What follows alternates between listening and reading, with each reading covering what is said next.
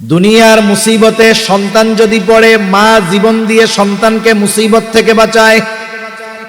কিন্তু পরকালের মুসিবত এমন মুসিবত, সেই দিন ভাই ভাইয়ের থেকে পলায়ন করবে, পিতা মাতার থেকে মানুষ পলায়ন করবে, স্ত্রী সন্তানদের থেকে পলায়ন করবে। অথচ এই দুনিয়ায় যত ক্লান্তি তার দেহে থাকুক না কেন, যত পরিশ্রম করে দুর্বল হয়ে যাক না কেন, যখন সন্তানের চেহারার দিকে তাকায় সব কষ্ট মুহূর্তের মধ্যে সে ভুলে যায়। কিন্তু কিয়ামতের দিন ওই সন্তানের থেকে পালায়া থাকবে। প্রত্যেকটা মানুষ নিজের চিন্তায় বিভোর থাকবে। এমনও হবে, তাফসীরের মধ্যে আসছে, এক লোক আল্লাহ তাআলার কাছে দরখাস্ত করবে, বলবে, আল্লাহ, গোটা দুনিয়ার সব মানুষকে জাহান্নামে দিয়ে হলেও আমাকে মাফ করে আপনি জান্নাত দিয়ে দেন। তার মানে ওই দিন আমার ভাই আমারে চিনবে না। যে স্ত্রী সন্তানের প্রতি এত মোহাব্বত, মা বাবার সন্তানের প্রতি মোহাব্বত, ওই মা বাবা স্ত্রী সন্তান কিয়ামতের দিন আমাকে আপনাকে চিনবে না। কিন্তু ওই কঠিন মুসিবতের দিন মুহাম্মাদুর রাসূলুল্লাহ তার গুনাহগার উম্মতকে ভুলবে না। উম্মতের চিন্তায় তিনি পেরেশান থাকবেন। নবীজি বলেন, হাদিসে আসছে, একবার নবীজি দৌড়ায় চলে যাবেন হাউজে কাউসারের কাছে দেখার জন্য, না জানি তার কোনো উম্মত পানি পান থেকে মাহরুম হয়ে যায় কিনা। আবার দৌড়ায় চলে যাবে পুল সিরাতের কাছে, না জানি কোনো উম্মত পুল পার হতে ব্যর্থ হয়ে যায় কিনা। আবার আরেকবার দৌড়ায় চলে যাবে মিজানের কাছে, না জানি নেকি সওয়াব গুনাহ ওজন দেওয়ার সময় ধরা পড়ে যায় কিনা। আবার একবার দৌড়ায় যাবে জাহান্নামের কাছে, না জানি কোনো উম্মতকে জাহান্নামে দিয়ে দেওয়া হয় কিনা। আবার যখন সুপারিশের প্রয়োজন হবে, নবীজি গিয়ে আল্লাহর কুদরতি কদমে সেজদায় লুটায়া পড়বে। এক জায়গায় স্থির তিনি থাকবেন না। সব নবী জান্নাত অভিমুখে রওনা হয়ে যাবে, জান্নাতের দরজায় পৌঁছায়া যাবে। জান্নাতের দরজা বন্ধ, জিজ্ঞাসা করা হবে, জান্নাতের দরজা কেন খোলা হয় না? জবাব দেওয়া হবে, যিনি আসলে খোলা হবে তিনি আসেন নাই। কে তিনি? তিনি হলেন মুহাম্মাদুর রাসূলুল্লাহ। কোথায় তিনি? হাসরের ময়দানে উম্মতের চিন্তায় বিভোর। যতক্ষণ না আল্লাহ তাআলার পক্ষ থেকে যেই উম্মতের যাররা পরিমাণ ঈমান আছে, ওই উম্মতের ব্যাপারেও যতক্ষণ না ক্ষমার ব্যাপারে নিশ্চয়তা পাবেন, ততক্ষণ নবী নিজে জান্নাতে প্রবেশ করবে না। লাকাদ মান্নাল্লাহু আলাল মুমিনিনা ইয বা'আসা ফীহিম রাসূলাম মিন আনফুসিহিম। আল্লাহ রাব্বুল আলামিন বলেন, মুমিনদের উপর আল্লাহ তাআলার বিশেষ অনুগ্রহ যে তিনি তাদের মধ্য থেকে তাদের জন্য একজন রাসূল প্রেরণ করেছেন। রাসূল আকরাম সাল্লাল্লাহু আলাইহি ওয়াসাল্লাম হলেন মুমিনদের জন্য আল্লাহ তাআলার পক্ষ থেকে স্পেশাল এক অনুগ্রহ। তবে আমার আপনার নবী গোটা সৃষ্টি জগতের জন্য রহমত। আমরা যখন নামাজ পড়ি, ইমামের পেছনে যখন পড়ি, ইমামের কেরাত, মুসল্লির কেরাত, যখন নিজে পড়ি, সূরা ফাতিহা পড়ি, সূরা ফাতিহার শুরুতেই আমরা পড়ি, বলি আলহামদুলিল্লাহি রাব্বিল আলামিন। আমরা বলি সকল প্রশংসা আল্লাহর জন্য, যিনি হলেন জগৎ সমূহের প্রতিপালক, জগৎ সমূহের রব, রব্বুল আলামিন। সেই রব্বুল আলামিন আমার আপনার নবীজির ব্যাপারে ঘোষণা দিচ্ছেন, জানায়া দিচ্ছেন, ওয়ামা আরসালনাকা ইল্লা রাহমাতাল লিল আলামিন। আল্লাহ তাআলা বলেন, আমি আপনাকে জগৎ সমূহের জন্য রহমত হিসাবে প্রেরণ করেছি। তাহলে আল্লাহ তাআলা হলেন রব্বুল আলামিন, আমার আপনার নবীজি হলেন রহমাতুল লিল আলামিন। এর দ্বারা মূল বিষয়টা দাঁড়ালো, আল্লাহ তাআলা তার রবুবিয়তের বিস্তার যতদূর পর্যন্ত ছড়িয়েছেন, আমার আপনার নবীজিকে আল্লাহ তাআলা ততদূর পর্যন্ত রহমত হিসাবে ঘোষণা করেছে। আমার আপনার নবীজির নবুয়তের বিস্তৃতি ততদূর, আল্লাহ তাআলার রবুবিয়তের বিস্তৃতি যতদূর। আল্লাহ তাআলা যেই জায়গার রব, আমার আপনার নবীও সেই জায়গার রহমত। সুবহান। সৃষ্টি জগতের একটা ইঞ্চি জায়গাও বাকি নাই যেই জায়গাতে আল্লাহ তাআলার রবুবিয়ত নাই, আর ওই জায়গাতে আমার আপনার নবীজি রহমত হিসাবে অভিহিত হন নাই। সৃষ্টি জগতে এমন একটা ইঞ্চি জায়গাও নাই। সুবহানাল্লাহ। এজন্য কবি অনেক সুন্দর কথা বলেন, রবুবিয়ত খুদা কি হ্যায় জাহাঁ তাক, নবুয়তি মুস্তাফা কি হ্যায় ওহা তাক। আল্লাহ তাআলার রবুবিয়তের বিস্তার যতদূর, আমার আপনার নবীজির নবুয়াত ততদূর, তথা নবীজি গোটা সৃষ্টি জগতের জন্য রহমত। ইবনে কাসির রহমাতুল্লাহি আলাইহি সহ ইমাম তাবারি রহমাতুল্লাহি আলাইহি তাফসিরের মধ্যে লেখেন, যদিও রাসূলুল্লাহ সাল্লাল্লাহু আলাইহি ওয়াসাল্লাম মুমিনদের জন্য স্পেশাল অনুগ্রহ, তবে তিনি তো রহমাতুল লিল আলামিন। এই জন্য গোটা সৃষ্টি জগতের সব সৃষ্টি নবীজি রহমত হওয়ার সুবিধা তারা ভোগ করেছে। শুধু তাই না, কাফেররাও আমার আপনার নবীজি রহমত হওয়ার সুবিধা তারাও ভোগ করেছে। আবু জেহেল কাট্টা একজন কাফের। আবু জেহেল একদিন নবীজির সামনে এসে আল্লাহ তাআলার কাছে দোয়া করতেছে। এখন কথা হইল, আবু জেহেল কেন দোয়া করে? বিষয় হলো, মক্কার কাফের যারা ছিল এরা যদিও শিরকের সাথে জড়িত ছিল, কিন্তু এরা আল্লাহ তাআলার অস্তিত্বে বিশ্বাসী ছিল। আল্লাহ তাআলাকে তারা বিশ্বাস করত, এ কথা আমার নয়, স্বয়ং আল্লাহ তাআলাই কোরআনুল কারীমের মধ্যে বলেন, ওয়ালা ইন সাআলতাহুম মান খালাকাস সামাওয়াতি ওয়াল আরদা লায়াকুলুন্নাল্লাহ। আল্লাহ রাব্বুল আলামিন বলেন, আপনি যদি মক্কার মুশরিকদেরকে জিজ্ঞাসা করেন, মান খালাকাস সামাওয়াতি ওয়াল আরদ, আসমান এবং জমিনের স্রষ্টা কে, মক্কার মুশরিকদেরকে যদি আপনি এই প্রশ্ন করেন, তারা তাদের দেব দেবীদের কথা বলবে না, লাত মানাত উজ্জার কথা বলবে না। আল্লাহ তাআলা দুইটা তাকিদ যোগ করে বলেন, লায়াকুলুন্নাল্লাহ, অবশ্যই অবশ্যই মক্কার মুশরিকেরা বলবে আসমান জমিনের স্রষ্টা হলেন আল্লাহ। আরো আয়াত আছে, আমি বলতে গেলে আলোচনা লম্বা হয়ে যায়। তারা যে আল্লাহ তাআলাকে স্রষ্টা হিসাবে বিশ্বাস করে, এ সাক্ষ্য দুনিয়ার কেউ দেয় নাই, দিছেন কে? আল্লাহ। তবে এরা এমন কিছু শিরকের সাথে জড়িত ছিল যেগুলোর মাধ্যমে ঈমান ধ্বংস হয়ে যায়, এজন্য ওরা অনন্তকাল জাহান্নামে। আবু জেহেল আল্লাহ তাআলার কাছে দোয়া করে, বলে, আল্লাহ, সত্যই যদি আপনি এই কোরআন মুহাম্মাদের উপরে নাজিল করে থাকেন, তাইলে আমাদের উপরে পাথর বর্ষণ করেন, নাইলে যন্ত্রণাদায়ক শাস্তি দেন। আবু জেহেল দোয়া করতেছে। আবু জেহেল তো আল্লাহ তাআলাকে মানে, বিশ্বাস করে।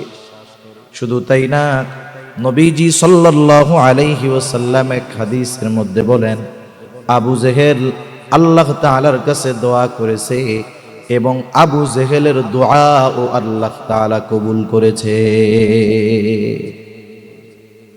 বদরের দিন সকালবেলায়, যেই দিন বদরের যুদ্ধ হবে, সকালবেলায় আবু জেহেল আল্লাহ তাআলার কাছে সকালবেলা ওইটা দোয়া করে, বলে, আল্লাহ, আজকের দিনে যারা হকের উপরে আছে, সত্যের উপরে আছে, আপনি তাদেরকে বিজয় দান করেন। দোয়া করছে আবু জেহেল। নবীজি বলেন, আল্লাহ তাআলা আবু জেহেলের দোয়া কবুল করেছে। বদরের দিন যারা হকের উপরে ছিল, সত্যের উপরে ছিল, আল্লাহ তাআলা তাদেরকেই বিজয় দান করেছে। এখন বলেন কেউ যদি দোয়া কইরা এই দোয়া করে যে আমার উপরে পাথর বর্ষণ করেন নাইলে যন্ত্রণাদায়ক শাস্তি দেন, এটা কি রহমত না আযাব? আযাব। এখন এইরকম দোয়া করলো কেন? কিছু মানুষ আছে হিংসার কারণে।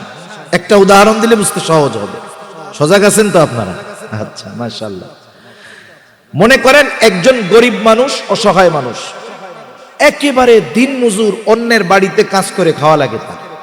সে এক বাড়িতে কাজ করে, ওই বাড়ির মালিক 2-3 তলা বিল্ডিং এর মালিক, তার বড় টাকা পয়সা আছে, বড় বাড়ি আছে, গাড়ি আছে। ওই বাড়িতে এক আল্লাহর বান্দা কাজ করে, একেবারে গরিব মানুষ, কাজ করে ঠিক, কিন্তু কাজ করার ফাঁকে ফাঁকে কষ্ট করে হলেও সে তার সন্তানকে লেখাপড়া শিখাইছে। মনে করেন দুনিয়ার লাইনের লেখাপড়াই শিখাইছে। এখন ছেলেটাও চিন্তা করছে, আরে আমার বাপ আমাকে কত মেহনত করে লেখাপড়া শিখাচ্ছে, আমার তো শেখার দরকার। ও লেখাপড়া যত্ন সহকারে করছে, ঢাকা শহর থেকে লেখাপড়া করে এখন সে বিসিএস ক্যাডার হয়ে গেছে। মনে করেন বিসিএস ক্যাডার হয়ে সে এখন বড় অফিসার। বলেন তো তার বাবার কষ্ট কি আর থাকবে? থাকবে না। কিছু ভালো মানুষ আছে, এলাকায় যখন শুনছে যে অমুক চাচা অসহায়, নিঃস্ব, ঘর বাড়ি কিছুই নাই, ওনার ছেলে বড় অফিসার হয়েছে, যাক চাচার এই কষ্টের অবসান হইল, এখন একটু শান্তিতে জীবন যাপন করবে। কিছু মানুষ চায়ের দোকানে আলোচনা করতেছে ওনার ব্যাপারে আর ওনার ছেলের ব্যাপারে। একজন বলতেছে, শুনছো অমুকের ছেলে এত বড় অফিসার হয়েছে, আলহামদুলিল্লাহ চাচার কষ্ট দূর হয়ে গেছে। এখন বলেন তো একজন মানুষের যদি সমৃদ্ধি হয়, উন্নতি হয়, অগ্রগতি হয়, সমাজের সব মানুষ কি খুশি হয় নাকি? কিছু মানুষের চুলকানি হয় না? হয়। এখন এই আলোচনা যখন চলতেছে, ওই পাশে এক জায়গায় বসা ওই ব্যক্তি যার বাড়িতে ওই মুরব্বী তথা ওই ছেলের বাবা কাজ করত, এখন চিন্তা করছে ওর পোলা এত বড় অফিসার হয়ে গেল, কয়দিন পরে তো আমার 2 তলা ছাড়াইয়া 5 তলা বাড়ি করবে। এখন তার মধ্যে হিংসা আসছে, হিংসা। সে কি বলবে? আরে বাদ দাও, অমকের ছেলে যা হয় হোক, এই তো 2 মাস আগেও আমার বাড়িতে কামলা দিয়া খাইছে। এখন বলেন তো এ কথা বলার দ্বারা কি বুঝলেন? কিসের থেকে বলছে? হিংসার থেকে। আবার অনেক মানুষ এরকমও বলে যে অমকের ছেলে এত বড় অফিসার, ওরে বাবা এ খবর শোনার আগে আমি মরলাম না কেন। এরকম তো আলহামদুলিল্লাহ আপনাদের এলাকায় লোকজন নাই, আলহামদুলিল্লাহ। এখন বলেন তো ওই টাইমে যদি আজরাইল আইসা বলে তাহলে তোমার যেহেতু মরতে চায় আমার সাথে চলো, ও কি বলবে? কথার কথা কি বলবে? আরে ভাই ও তো এমনি কইছে। তাহলে দেখেন অনেক সময় মানুষ বলে যে আমি মরলাম না কেন, বাইসা আছি কেন। এ কথা কেন বলে? হিংসার কারণে বলে, অন্তরের রোগের কারণে বলে, ঠিক কিনা? আবু জেহেল তো মনে করতো মক্কার মধ্যে ওর চাইতে যোগ্য লোক আর কেউ নাই, কারণ সে সমাজপতি, সমাজের নেতা, এলাকার নেতা, তার কথায় সবাই উঠে আর বসে। সে কেমন যেন বলতে চায় মুহাম্মদ তো গরিব মানুষ, এ তো এর কাছে কোরআন কেন নাজিল করলেন আল্লাহ, এই কাজটা তো ঠিক হয় নাই। কেমন যেন আল্লাহ তাআলাকে বলতেছে, সাথে সাথে নবীজির উপরে কোরআন নাজিল হওয়ার কারণে নবীর সামনে টিটকারি কইরা কথাটা বলতেছে। আবু জেহেল এই কথা বলার পরে আবু জেহেলের কথার জবাব আল্লাহ তাআলা পাঠায়া দিলেন। নবীজির জবান দিয়ে আল্লাহ তাআলা আবু জেহেলের এই কথার জবাব জানায় দেন। কেমন যেন আল্লাহ তাআলা বলেন, আবু জেহেল রে, তুই যেই দোয়া করেছিস, তুই যেই কামনা করেছিস, আমি সেইটা তোরে দিতাম, পাথর মাইরা তোরে আমি সাইজ কইরা দিতাম, কিন্তু কেন আমি আযাব দেই না, গজব দেই না, শুইনা নে। আল্লাহ তাআলা আমার আপনার নবীর জবান দিয়ে বের করলেন, ওয়ামা কানাল্লাহু লিয়ুআযযিবাহুম ওয়া আনতা ফীহিম। হাবিব, আপনি যেহেতু তাদের মধ্যে আছেন, আপনি যতক্ষণ তাদের মধ্যে আছেন, আপনি অবস্থান করার কারণেই আমি তাদেরকে আযাব দিব না। আল্লাহ তাআলা কি বললেন? সাইজ তোরে করতাম, কেন করি না জানিস? রহমাতুল লিল আলামিন দুনিয়ার জমিনে আছে, এই জন্য সাইজ করি না। এই উপকার শুধু যে আবু জেহেল ভোগ করেছে তা না, কিয়ামত পর্যন্ত সব মানুষ ভোগ করবে, নেককার হোক আর পাপী হোক। রহমাতুল লিল আলামিন দোয়া করে গেছে, আল্লাহ আমার উম্মতের অবাধ্যতার কারণে, পাপের কারণে আপনি তাদেরকে সমূলে শেষ করে দিবেন না। শুধুমাত্র নবীজির সম্মানার্থে এত পাপাচার, অনাচার, এত গুনাহ হওয়ার পরেও আল্লাহ তাআলা মাঝে মধ্যে একটু ভূমিকম্প দিয়ে সতর্ক করে, কিন্তু চূড়ান্তভাবে এই উম্মতকে নিঃস্ব করে দেয় না। সেজন্য নবীজি হলেন রাহমাতুল লিল আলামিন। তবে উম্মতের প্রতি কত দরদি ছিলেন নবী, আল্লাহ তাআলা এই কথাও জানায় দেন। আমার আপনার নবী উম্মতকে ভালোবাসতেন, উম্মতের মোহাব্বত, ভালোবাসা নবীজির অন্তরে ছিল। আমরা তো অনেক সময় উলামায়ে কেরাম আলোচনা করেন, আমরাও করি নবীকে ভালোবাসতে হবে। কেন ভালোবাসতে হবে? এর কিছু যৌক্তিক কারণও আছে, হাদিস কোরআনেও আছে। স্বাভাবিক বিষয়, একটা মানুষ যদি আমার আপনার জন্য সর্বোচ্চ দরদি হয়, আমার আপনার জন্য যদি সে জীবন দিতে প্রস্তুত থাকে, বলেন তো আমিও তাকে জীবন দিয়ে মোহাব্বত করব কি করব না? এটা যুক্তি বলে। নবীজি আমাদেরকে মোহাব্বত করে দেন, কত মোহাব্বত করে দেন। আব্দুল্লাহ ইবনে আমর ইবনুল আস রাদিয়াল্লাহু তাআলা আনহু বলেন, একদিন আমরা নবীজির সাথে এক মজলিসের মধ্যে বসে আছি, হঠাৎ করে নবীজি তিলাওয়াত করলেন, আন্নান নাবিয়্য সাল্লাল্লাহু আলাইহি ওয়াসাল্লাম তাআলা মা কাওলাল্লাহি আযজা ওয়া জাল্লা ফি ইব্রাহিম আলাইহিস সালাম। আল্লাহ রাব্বুল আলামিন ইব্রাহিম আলাইহিস সালাতু ওয়াস সালামের ব্যাপারে যা নাজিল করেছেন, রাসূলুল্লাহ সাল্লাল্লাহু আলাইহি ওয়াসাল্লাম ওইটা তিলাওয়াত করলেন। কি নাজিল করেছে? আল্লাহ ইব্রাহিম আলাইহিস সালাম তার উম্মতের জন্য আল্লাহ তাআলার কাছে দোয়া করেছে, গুনাহগার উম্মতের মাগফিরাত কামনা করে দোয়া করেছে। আল্লাহ তাআলা ওই দোয়ার খবর কোরআনুল কারীমের মধ্যে আমাদের জানায়া দিয়েছে। প্রত্যেকটা নবী তার উম্মতকে ভালোবাসে। উম্মত গুনাহগার হোক আর নেককার হোক, ইমানদার হোক আর বেঈমান হোক, নবী তার উম্মতকে ভালোবাসে। সব নবী চায় তার সব উম্মত নাজাত পাক, জান্নাতি হয়ে যায়। বরং অনেক সময় পাপীগুলার ব্যাপারে চিন্তিত বেশি থাকে। যেমন মনে করেন এক লোকের 5টা ছেলে, 5টা ছেলের মধ্যে 4 ছেলেই দিনদার, মুত্তাকি, পরহেজগার, একজন খারাপ। ওই 4 জন একসাথে যত ভালো, একজন ওই 4 জনের চাইতে বেশি খারাপ। এখন বলেন তো, মা বাবা যখন একা একা চিন্তা করে, তখন চিন্তা কি ওই ভালো 4 ছেলের জন্য বেশি করে না খারাপটার জন্য বেশি করে? বলেন তো, আল্লাহ তাআলার কাছে যখন দোয়া করে, নেককার 4 সন্তানের জন্য বেশি দোয়া করে নাকি বদকারটার জন্য করে? একটু চিন্তা কইরা দেখেন, সন্তান যত পাপী হোক, বদকার হোক, মা বাবা মোহাব্বতের কারণে সন্তানকে দূরে ঠেলে দেয় না। আল্লাহর কসম, আল্লাহর কসম, আল্লাহর কসম, আমার আপনার মা বাবা আমাকে আপনাকে যত ভালোবাসে, তার চাইতে বেশি ভালো মুহাম্মাদুর রাসূলুল্লাহ বাসে। ইব্রাহিম আলাইহিস সালাতু ওয়াস সালাম তার গুনাহগার উম্মতের মায়া, অন্তরে মোহাব্বত, এই জন্য দোয়া করতেছে, রব্বি ইন্নাহুন্না আযলালনা কাসীরাম মিনান নাস ফামান তাবিআনি ফাইন্নাহু মিন্নী ওয়ামান আসানি ফাইন্নাকা গফুরুর রহিম। ইব্রাহিম আলাইহিস সালাম বলে, ও আমার রব, এই প্রতিমাগুলো, এই মূর্তিগুলো অধিকাংশ মানুষকে পথচ্যুত করে ফেলছে, পথভ্রষ্ট করে ফেলছে। তবে যারা আমার আনুগত্য করেছে, আমার কথা মেনে শুনে ঈমান এনেছে, তারা তো আমার দলভুক্ত। তবে যারা আমার কথা মানে নাই, ওমান আসানি, যারা আমার কথা শুনে ঈমান আনে নাই, মূর্তি পূজা ছাড়ে নাই, ইব্রাহিম আলাইহিস সালাম কেমন যেন বলে, আল্লাহ এরাও তো আমার উম্মত, যদিও এরা পাপী গুনাহগার।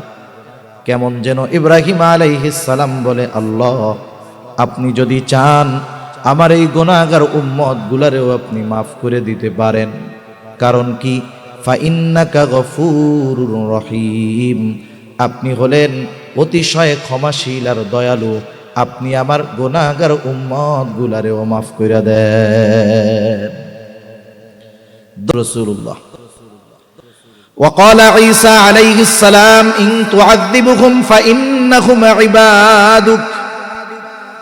ঈসা আলাইহিস সালাম তার গুনাহগার উম্মতের জন্য দোয়া করে বলে, আল্লাহ আপনি যদি তাদেরকে শাস্তি দেন তারা তো আপনারই বান্দা, আর আপনি যদি তাদেরকে ক্ষমা করে দেন, ওয়া ইন তাগফির লাহুম ফাইন্নাকা আনতাল আজিজুল হাকীম, আর আপনি যদি তাদেরকে ক্ষমা করে দেন, আপনি আজিজ, আপনি হাকিম, আপনি হলেন মহাপ্রক্রমশালী, মহাপ্রজ্ঞাময়।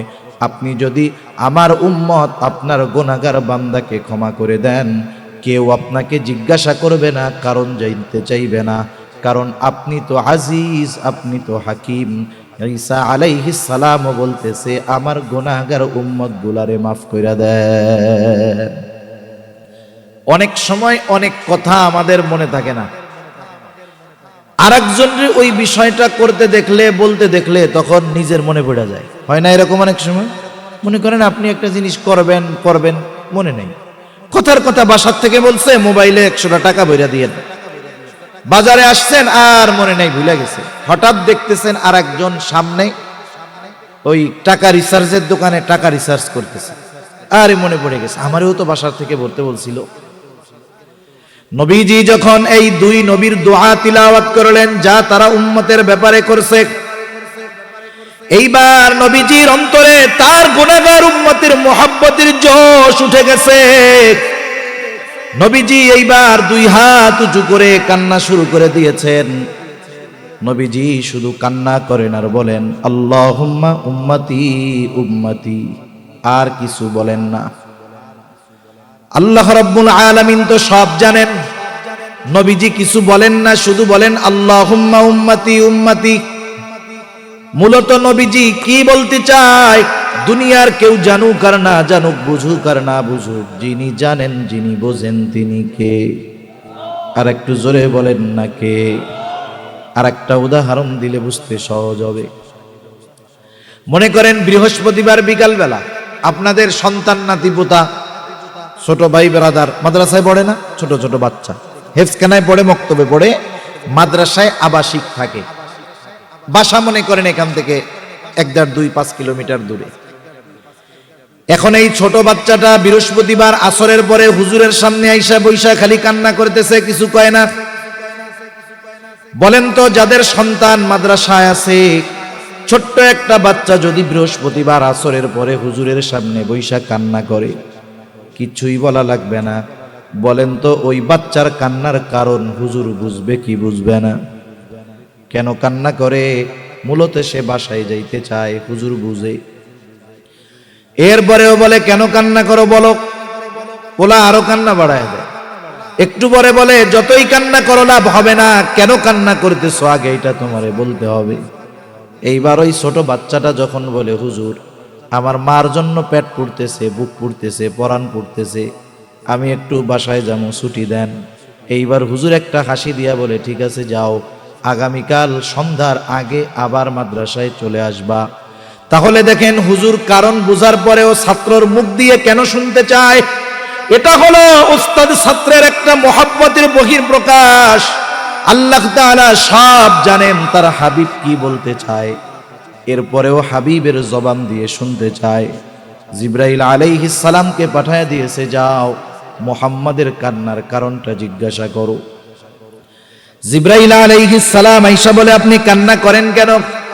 যদিও আপনার কান্নার কারণ আপনার মালিক জানে, রব জানে, এরপরেও তিনি জানতে চান কেন আপনি কান্না করেন। নবীজি এইবার সব কথা প্রাণ ভইরা খুইলা জিবরাইলের কাছে বইলা দিলেন। অনেক সময় বিষয়টা এমন হয়, বাপের সাথে সন্তানের সম্পর্ক যত ভালো হোক, কিছু বিষয় আছে ওই কথাগুলা মন খুইলা বাবার কাছে বলা যায় না। বলায় কারে দিয়া? দুলাভাইরে দিয়া বলায়, বোন রে দিয়া বলায়। যদিও সে বাপরে বলতে পারে, বাপও তারে ভালোবাসে, সেও বাপকে ভালোবাসে, কিন্তু কিছু কথা আছে বাবার কাছে মন খুলে বলা যায় না, বা প্রাণ খুলে বলা যায় না। ইজি ভাবে বলা যায়। জিবরাইল আলাইহিস সালাম তো নবীজির কাছে 26,000 বারের উপরে আসছে, সুবহানাল্লাহ বলেন।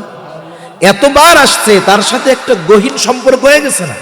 আর আল্লাহ তাআলার সাথে জিবরাইল আলাইহিস সালামেরও সম্পর্ক ভালো, নবীজিরও সম্পর্ক ভালো। এরপরেও যেহেতু নবীজি কিছু বলেন না, জিবরাইল আলাইহিস সালামের মাধ্যমেই আল্লাহ তাআলার কাছে জানাইলেন যে এই বিষয়, যদিও আল্লাহ সব জানে। জিবরাইল আলাইহিস সালাতু ওয়াস সালাম সব কথা গিয়ে আল্লাহ তাআলার কাছে বললেন, আপনার হাবিবের কান্নার কারণ হলো তার উম্মতের মাগফিরাত, তার উম্মতের নাজাত, এই জন্য তিনি কান্না করেন। আল্লাহ তাআলা বলে, জিবরাইল যাও আমার হাবিব মুহাম্মদকে গিয়ে জানায় দাও, আমি অচিরেই তাকে তার উম্মতের ব্যাপারে সন্তুষ্ট করব, আমি তাকে তার উম্মতের ব্যাপারে অসন্তুষ্ট করব না। রাসূলুল্লাহ সাল্লাল্লাহু আলাইহি ওয়াসাল্লাম এই জন্য সুযোগ পাইলেই আল্লাহ তাআলার কাছে উম্মতের কথা বলতেন, উম্মতের ব্যাপারে ফিকিরে থাকতেন, উম্মতের কল্যাণের চিন্তা নবীজি করতেন। শুধু তাই না, নবীজি তার উম্মতের প্রতি এত দয়া এত মায়া ছিল, ওই উম্মত তার প্রতি সর্বোচ্চ ধৃষ্টতা প্রদর্শনের পরেও, তাকে রক্তাক্ত করার পরেও নবীজি তার ওই উম্মতের ব্যাপারে একটুও বদদোয়া দেন নাই। নবীজি যখন মক্কা থেকে তায়েফের উদ্দেশ্যে গেলেন দ্বীনি দাওয়াত দেওয়ার জন্য, তায়েফের মানুষও নবীজিকে বুঝলো না, তারাও নবীজির গায়ে পাথর মারা শুরু করলো। দলে দলে নবীজির গায়ে পাথর মেরে তারা রক্তাক্ত বানায় ফেললো। বড় এবং ধারালো পাথর তারা নবীজির গায়ে মেরেছে। আয়েশা সিদ্দিকা রাদিয়াল্লাহু তাআলা আনহা একদিন নবীজির গায়ে দাগ দেখে জিজ্ঞাসা করেন, ইয়া রাসূলুল্লাহ, আপনার কি কখনো বসন্ত হয়েছিল নাকি? নবীজি বলেন, না, আমার কখনো বসন্ত হয় নাই। তাইলে আপনার পিঠে এই দাগগুলো কিসের? নবীজি বললেন, আয়েশা, আমি দ্বীনের দাওয়াত দেওয়ার জন্য তায়েফে গিয়েছিলাম। তায়েফের মানুষ আমার কথা বুঝে নাই, আমার কথা শুনে নাই, না বুঝে তারা আমাকে পাথর নিক্ষেপ করে রক্তাক্ত করেছিল। আয়েশা রে, এই দাগগুলো হলো তায়েফের মানুষের নিক্ষিপ্ত ওই পাথরের দাগ। কি পরিমাণ রক্তাক্ত হয়েছেন নবীজি! তায়েফের মানুষেরা নবীজিকে পাথর মারতো, গা বেয়ে বেয়ে রক্ত পড়তো, নবীজি জমিনের উপরে পড়ে যাইতেন, আবার উঠতেন, আবার দাওয়াত দিতেন। হযরত যায়েদ রাদিয়াল্লাহু তাআলা আনহু নবীজির সাথে ছিলেন, একা কুলায় পারেন না, ঠেকায় পারেন না, পুরা পোশাক রক্তাক্ত হয়ে গেছে, গা দিয়ে রক্ত বেয়ে বেয়ে পড়ে নবীজির জুতার মধ্যে রক্ত ঢুকে গেছে, ওই রক্ত শুকায়া জুতা নবীজির পায়ের সাথে আটকে গিয়েছে। কি পরিমাণ রক্ত নবীজির দেহ দিয়ে বের হয়েছে! পড়ন্ত বিকালে নবীজি এক আঙ্গুর বাগানের পাশে গিয়ে একটু বিশ্রাম নিচ্ছেন। কারণ আমরা অনেক সময় যারা রক্তদান করেছি, রক্ত ডোনেট করেছি, তারা জানবো, রক্ত দিতে গেছি 150 গ্রাম সর্বোচ্চ 200 গ্রাম রক্ত শরীর থেকে বের করে, এতেই কতজন অজ্ঞান হয়ে পড়ে যায়।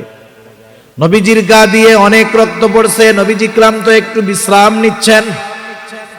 ইতিমধ্যে জিবরাইল আলাইহিস সালাতু ওয়াস সালাম হাজির, এসে সালাম দিয়ে বলে, ইয়া রাসূলুল্লাহ, এই কওম আপনার সাথে কেমন আচরণ করেছে আপনার মালিক সব দেখছে।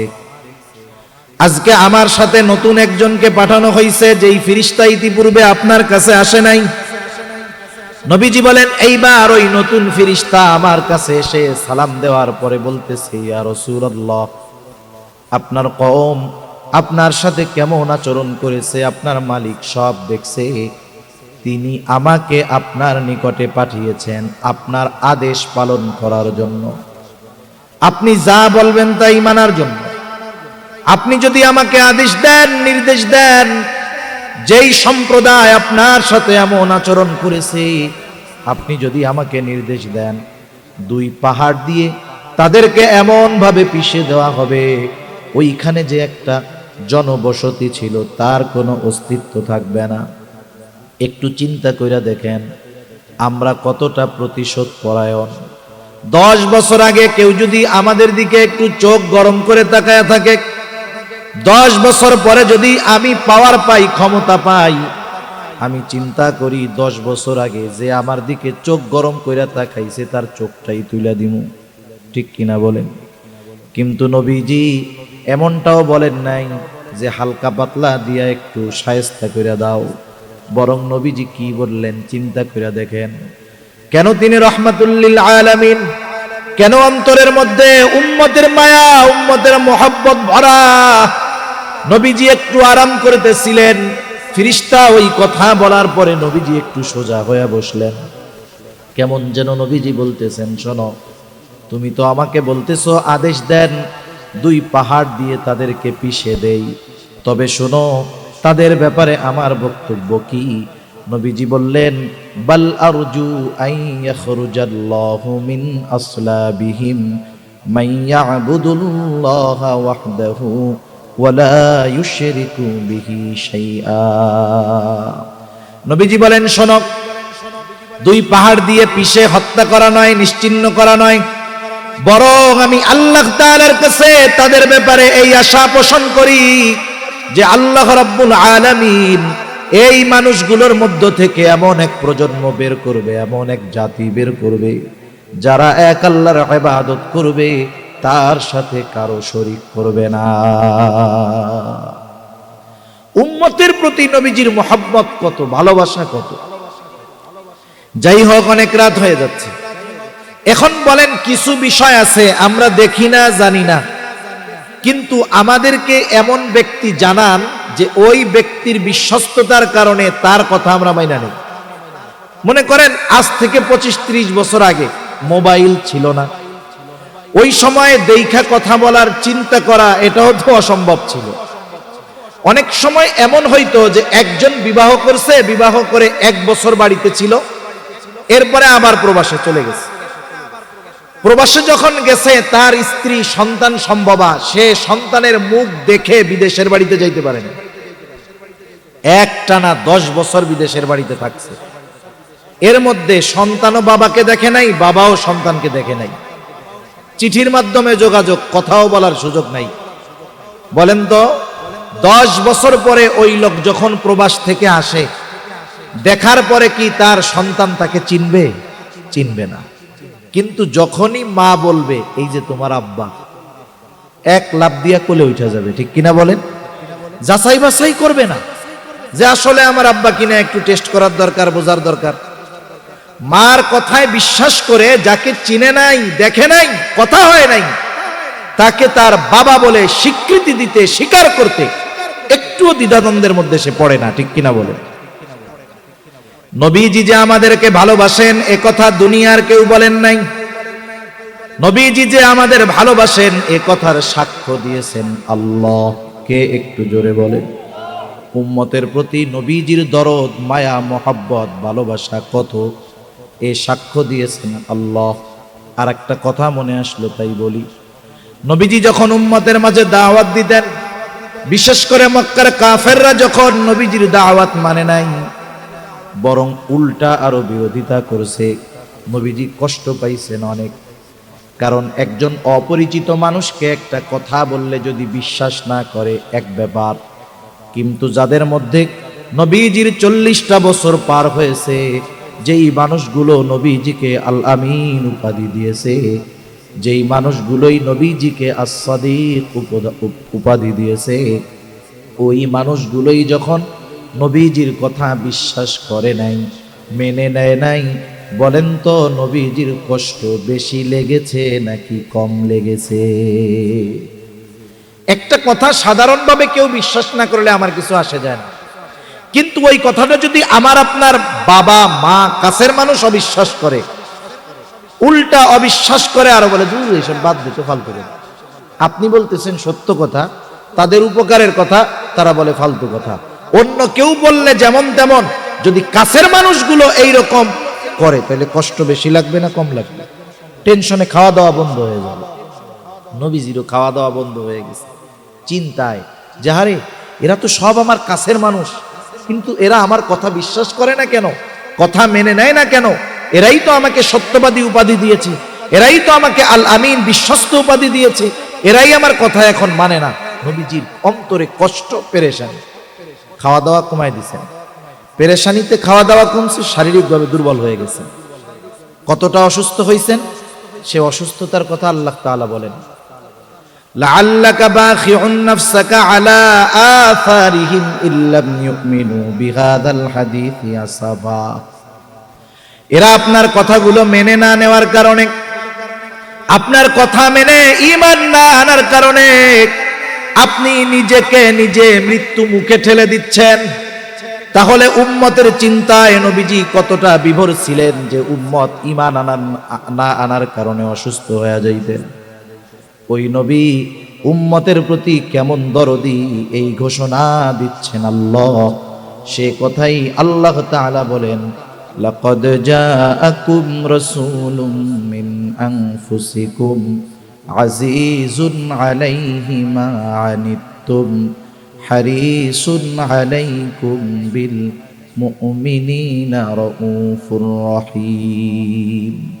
আল্লাহ তাআলা বলেন, তোমাদের মধ্য থেকে তোমাদের জন্য এমন একজন রাসূলের আগমন ঘটেছে, আজিজুন আলাইহি মা আনিতুম, তোমরা যেই বিষয়গুলোয় কষ্ট পাও সেটাও তাকে কষ্ট দেয়। তার মানে উম্মত যেই বিষয়টাতে কষ্ট পায়, নবীজিও সেই বিষয়টাতে কষ্ট পায়। যেই কারণে উম্মত কষ্ট পায়, ওই কারণটা নবীজিরও কষ্ট পাওয়ার কারণ হয়ে যায়। এখন কথা হইলো, কষ্ট আমি পাই তাইলে নবী পাই কেন? কথা হইতে পারে। আরেকটা উদাহরণ দিই, কষ্ট হইতেছে না তো আপনাদের? কথা বুঝতেছেন? কারণ নতুন এলাকায় আসতে গেলে খুব ঝামেলা। আমি তো পটুয়াখালী একবার আসছি কিনা অনেক আগে, তাও মনে হয় ওই বরিশালের ব্রিজটা পার হয়ে ওইদিকে এক জায়গায় হবে, তাও অনেক আগে। তা এক এলাকায় না আসলে, আন্ডারস্ট্যান্ডিং না হইলে, দেখা কথা না শুনলে অনেক সময় যিনি বলেন তারও ইতস্ত লাগে। যারা শুনেন এই ধরনের কথা শুনে যদি অভ্যস্ত না থাকেন তাহলে শুনতেও ভালো লাগে না। আমিও আবার মনে করতেছি যে আপনারা কথা বুঝতেছেন কিনা আল্লাহই জানে। তা যাই হোক, দেখেন তো একজনের সন্তান আছে 3 বছরের এক বাচ্চা, বাচ্চার প্রচন্ড জ্বর, থার্মোমিটারের 108 পার হয়ে গেছে, 104 পার হয়ে গেছে। বাচ্চা যন্ত্রণায় জ্বরে কষ্টে থরথর করে কাঁপতেছে। বলেন তো, বাচ্চা জ্বরে অসুস্থ কাঁপতেছে, এই সময় তার মা বাবার কেমন লাগে? কেমন লাগে বলেন তো?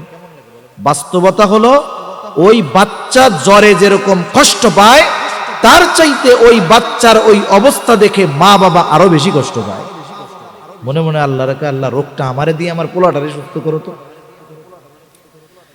মা বাবা সন্তানের মোহাব্বতে সন্তানের কষ্টটা নিজে অনুভব করে।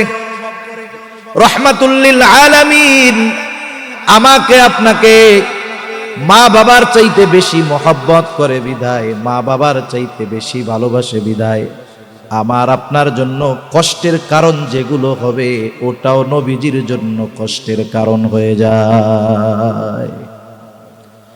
একথা আল্লাহ তাআলাই বলেন, আজিজ তিনি হলেন সমব্যথী, হারিসুন আলাইকুম তিনি তোমাদের জন্য কল্যাণকামী। নবীজি সর্বদা উম্মতের কল্যাণের চিন্তা করতেন। কোন বিষয়ের মধ্যে উম্মতের কল্যাণ, সেটাই তিনি নিতেন। এই প্রসঙ্গে একটা হাদিস বলি। নবীজি বলেন, প্রত্যেকটা নবীকে স্পেশাল একটা দোয়া করার সুযোগ দেওয়া হয়েছে। সব নবী সেই দোয়াটা তার উম্মতের ব্যাপারে দুনিয়াতে করে ফেলছেন। নবীজি বলেন, আমি আমার ওই দোয়াটাকে মওজুদ করে রাখছি, সংরক্ষণ করে রাখছি, দুনিয়ায় করি নাই।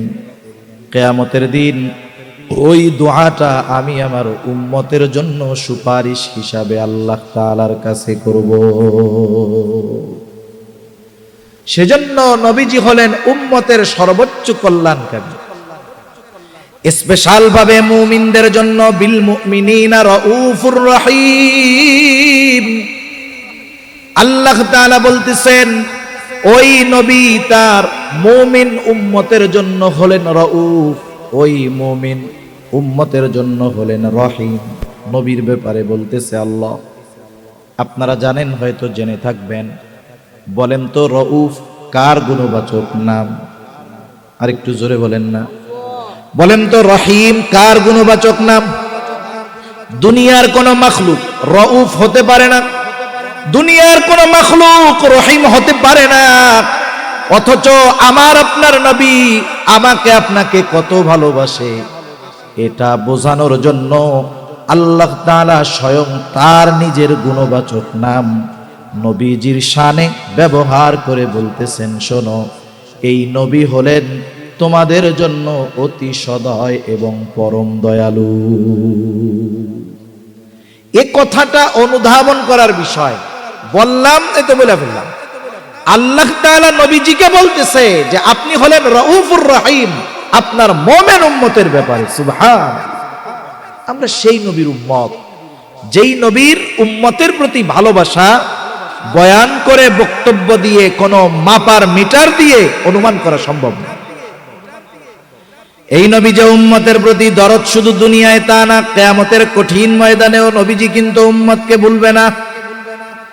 কিয়ামতের ময়দান এমন কঠিন, আল্লাহ তাআলা কোরআনুল কারীমের বিভিন্ন জায়গায় কিয়ামতের ময়দানের সাম্যক চিত্র তুলে ধরেন।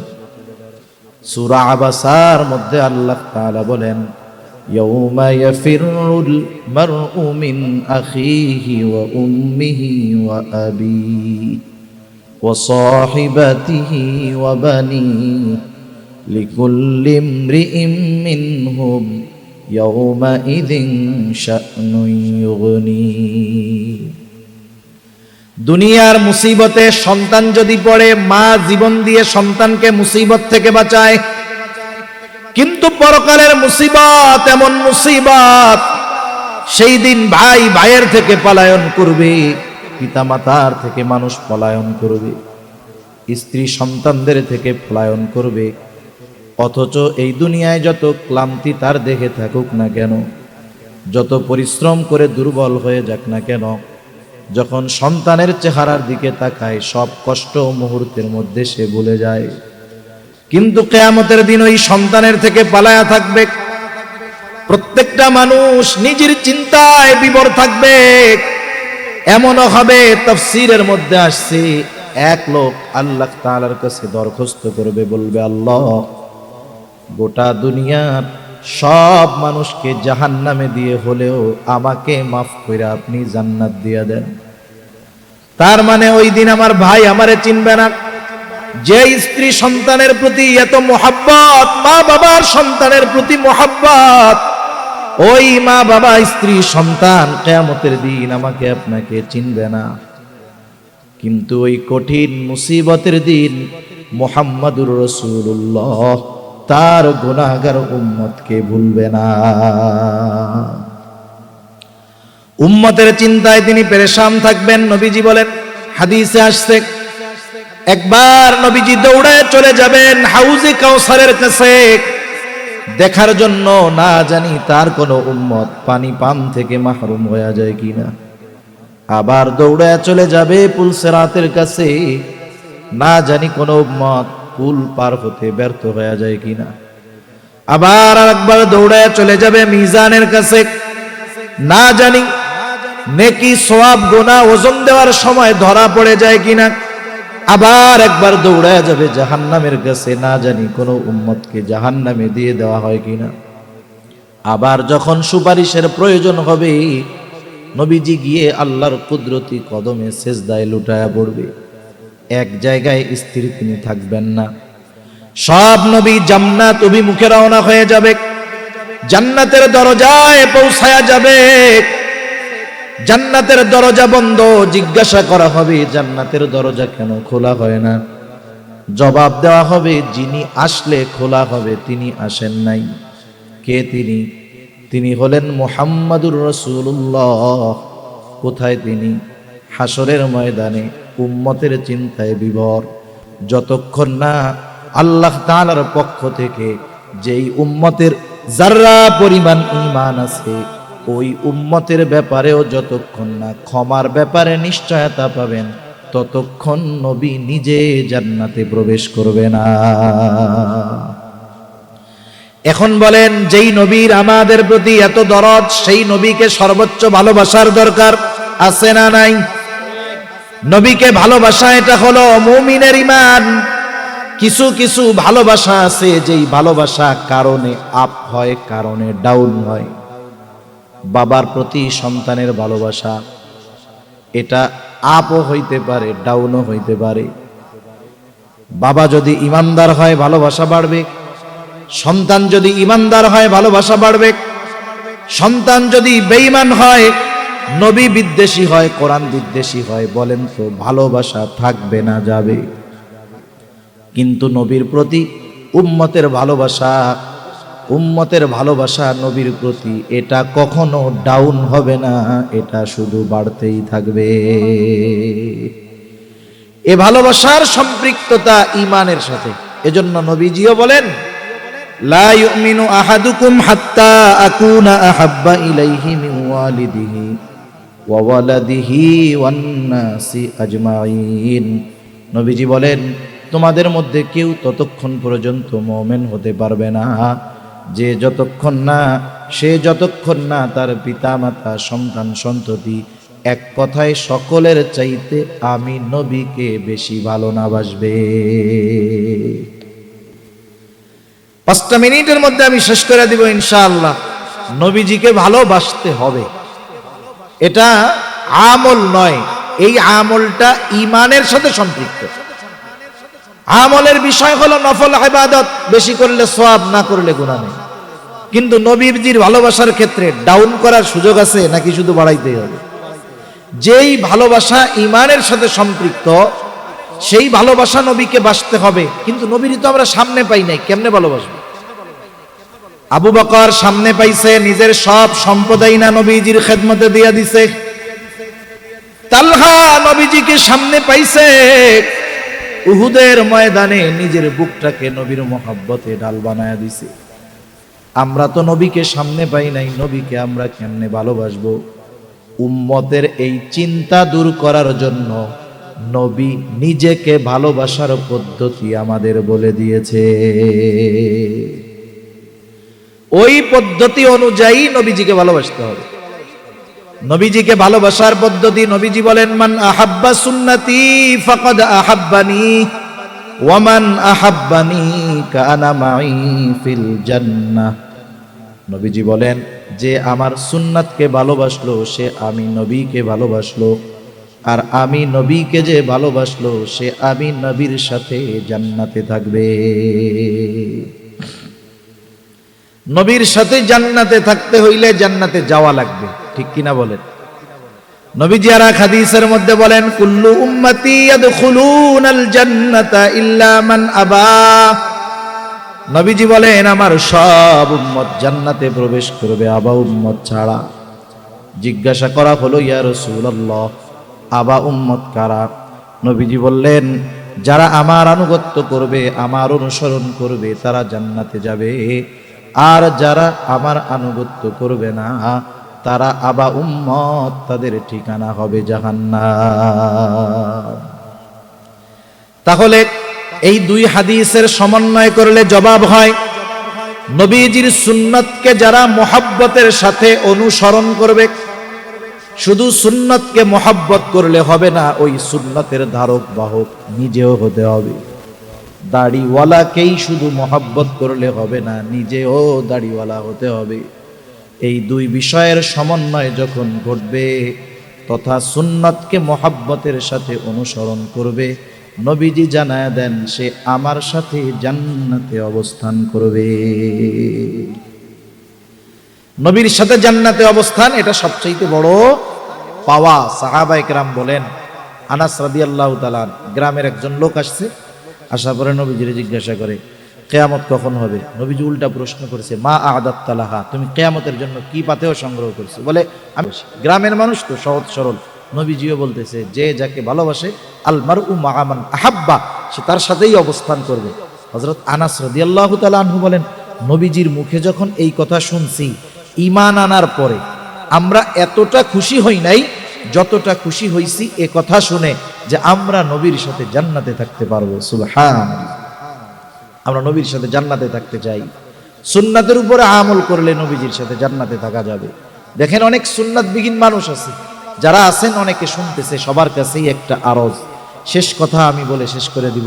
দেখেন মানুষ মারা যায় না, আপনারা একটা জানাজা পড়ছেন না সন্ধ্যার পরে, আল্লাহর বান্দা দুনিয়া থেকে চলে গেছে, আমাকে আপনাকেও মরতে হবে, চলে যেতে হবে।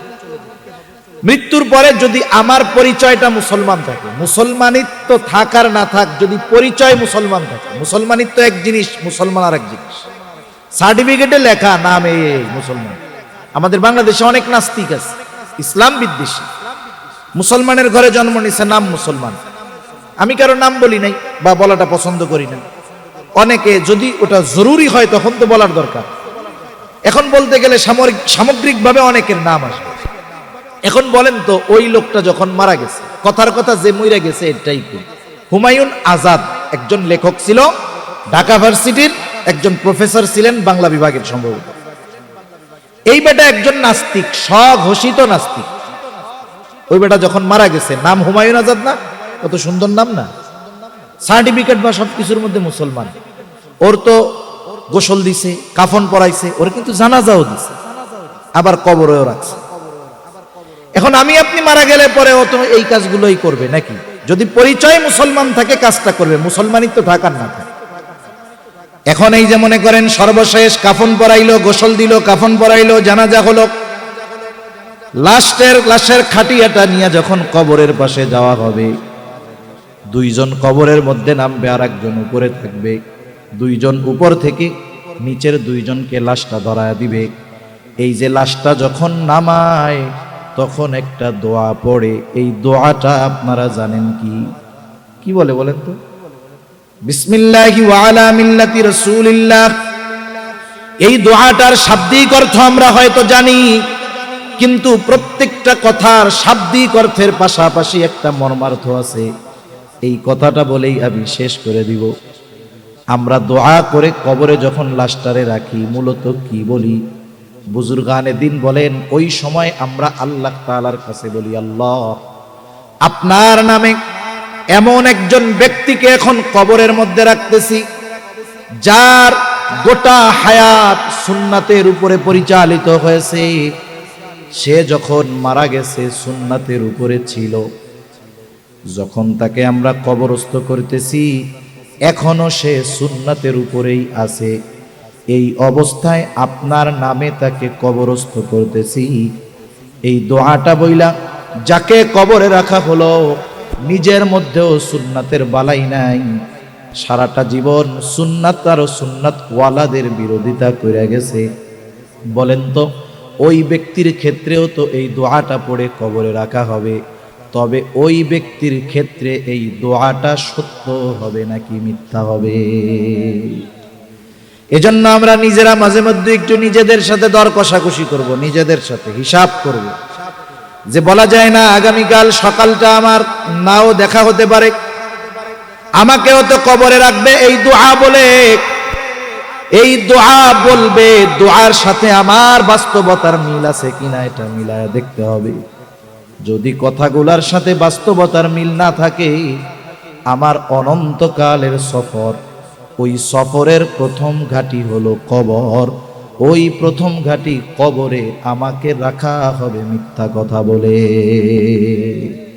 এ বদনসিব যেন আমাদের কারণ না হয়। আল্লাহ কবুল করুক, সকলে বলি আমিন।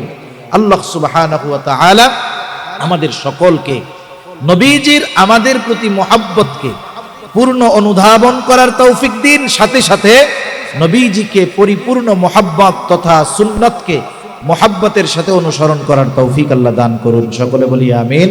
ওয়া আখিরু দাওয়ানা আনিল হামদুলিল্লাহি রাব্বিল আলামিন। আসসালামু আলাইকুম ওয়া রাহমাতুল্লাহ। আমরা একটু সংক্ষিপ্ত দোয়া করি। আল্লাহুম্মা সাল্লি আলা মুহাম্মদ ওয়া আলা আলি মুহাম্মাদিন কামা সাল্লাইতা আলা ইব্রাহিম ওয়া আলা আলি ইব্রাহিম ইন্নাকা হামিদুম মাজিদ।